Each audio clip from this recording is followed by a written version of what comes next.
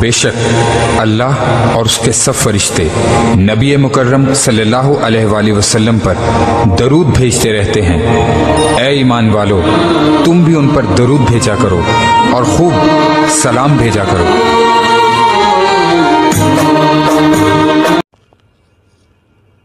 औज़ु बिल्लाहि मिनश्शैतानिर्रजीम बिस्मिल्लाहिर्रहमानिर्रहीम।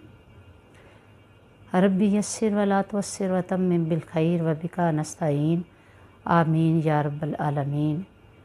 लाखों करोड़ों दरूद व सलाम आक़ाए दो जहां सल्लल्लाहु अलैहि वसल्लम की ज़ात अक़दस पर जो वजह वजूद कायनात हैं।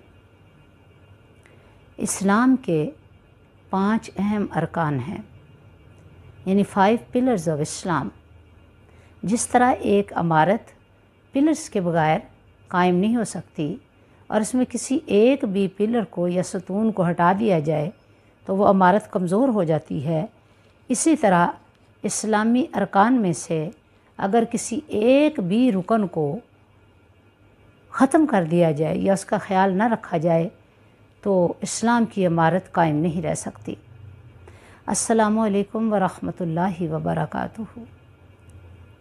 तो आइए चलिए आज हम बात करते हैं ज़कात की फ़र्ज़ियत व अहमियत और उसके मसारफ़, और ज़कात ना देने पर अल्लाह ताला की तरफ से कौन सी नाराज़गी और अज़ाब है उसके बारे में। ज़कात इस्लामी अरकान में से एक अहम रुकन है और कुरान हकीम में कोई 82 के करीब ऐसे मकामात हैं जहाँ पे अल्लाह ताला नमाज की अदायगी और ज़कात का साथ साथ हुक्म देते हैं और ज़िक्र करते हैं।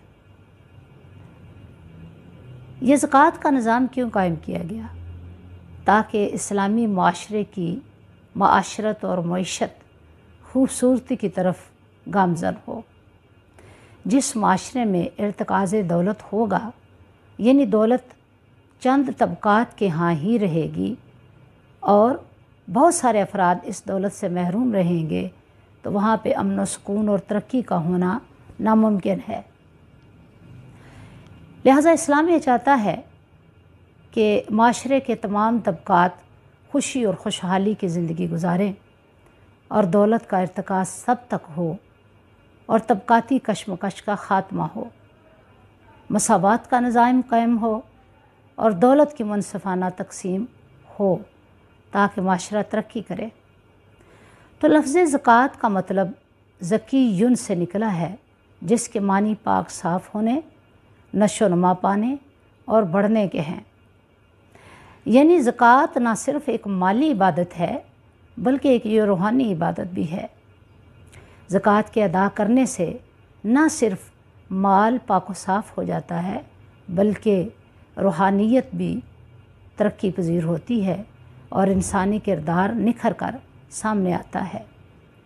यूँ इंसानी मिजाज दूसरों के लिए बाइस रहमत बन जाता है। अब कुरान हकीम में 82 से ज़्यादा मकामात पर ज़कात की अदायगी के हुक्म करने से ये पता चलता है कि ये एक लाज़मी अमर है, अल्लाह ताला की तरफ से ये फ़र्ज़ किया गया अमल है और ये वाजिब है।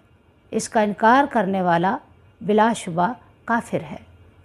और अल्लाह पाक ने कलाम पाक में ज़कात अदा ना करने वालों के ख़िलाफ़ खुली जंग का ऐलान किया है। क्यों?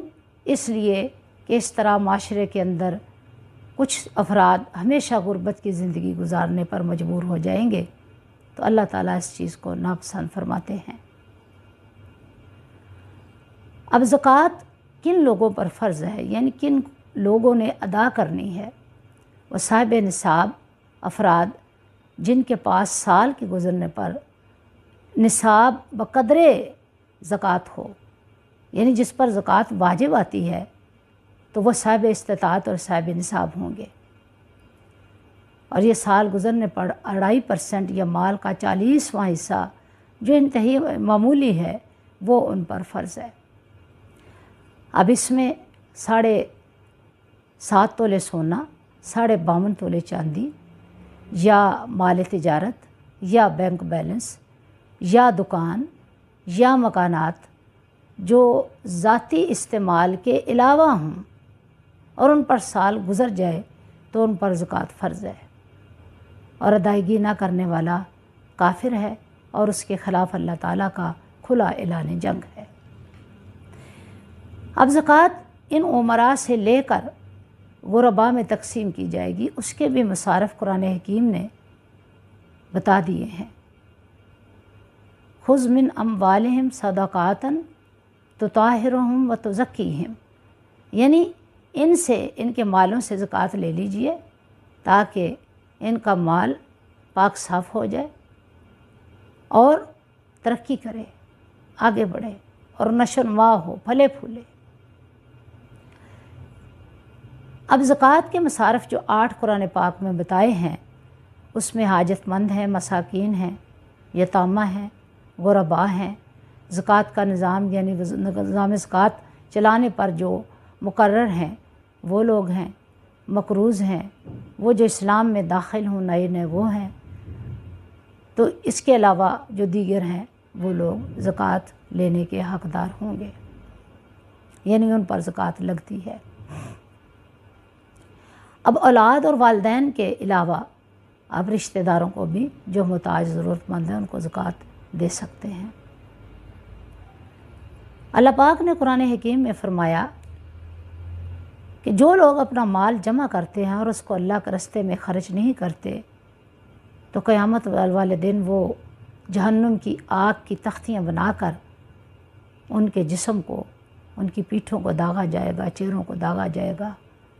اور فرمایا کہ جب ایک زکوٰۃ ادا نہ کرنے والا لحد میں اترتا ہے تو ایک سانپ اس طرح کا اس پر مسلط کر دیا جائے گا جس کے سر کے بال نہ ہوں گے اور آنکھوں میں 2 سیاہ نقطے ہوں گے، جس کا مطلب ہوگا کہ یہ انتہائی زہریلا سانپ ہے۔ وہ اس زکوٰۃ کا انکار کرنے والے شخص کو بار بار ڈھسے گا اور کہے گا یہ میں تیرا مال ہوں جو تو بچا کر رکھتا تھا اور اللہ کے راستے میں خرچ نہیں کرتا تھا۔ پھر فرمایا کہ زکوٰۃ ادا نہ کرنے والے لوگوں کا یہ مال، اس سے ان کی پیشانیوں کو اور ان کی پیٹھوں کو داغا جائے گا اور کہا جائے گا یہ تمہارا مال ہے جس کو تم جمع کر کے رکھتے تھے اور اللہ کے راستے میں خرچ نہیں کرتے تھے۔ پھر فرمایا کہ مال ادا نہ کرنے والا، زکوٰۃ ادا نہ کرنے والے شخص کا مال پانی میں اور باقی دیگر حادثات کا شکار ہو کر ختم ہو جاتا ہے۔ اب جو شخص زکوٰۃ کی ادائیگی کر لیتا ہے اس کا مال اللہ تعالیٰ کی حفاظت میں آ جاتا ہے اور خوب پھلتا پھولتا ہے۔ تو معزز ناظرین و ناظرات، جن لوگوں پر زکوٰۃ فرض ہے، تمام مرد و زن زیادہ تر رمضان کے مہینے میں زکوٰۃ دیتے ہیں، تو جب بھی سال پورا ہو جائے اس پر زکوٰۃ فرض ہو جاتی ہے۔ تو آئیے وہ جو صاحب نصاب ہیں وہ اپنی زکوٰۃ کا حصہ اگر نکال چکے ہیں تو اللہ کا شکر ادا کریں، اگر ابھی تک نہیں نکالا تو لازمی طور پر اس کی طرف توجہ دے کر زکوٰۃ ادا کریں تاکہ اسلامی معاشرہ ایک خوبصورتی کے نظام کی طرف ترقی کرے اور بڑھتا چلا جائے، اور معاشرے میں کوئی بھی طبقہ کسی بھی سہولت سے محروم نہ رہے۔ یقیناً یہ مخلوق اللہ کا قربہ ہے، جیسے کہ آقا علیہ الصلوۃ والسلام نے فرمایا الخلق عیال اللہ، کہ مخلوق اللہ کا قربہ ہے تو اس کا خیال رکھنے والا یقیناً اللہ کریم کا محبوب بندہ ہے۔ دعا کرتے ہیں کہ اللہ رب العزت ہم سب کو قرآن و حدیث کے احکامات پر دل و جان سے عمل کرنے کی توفیق عطا فرمائے اور اپنے رب کی رضا حاصل کرنے والے خوش نصیبوں میں شامل فرمائے۔ اپنی دعاؤں میں یاد رکھیے گا۔ السلام علیکم ورحمۃ اللہ وبرکاتہ۔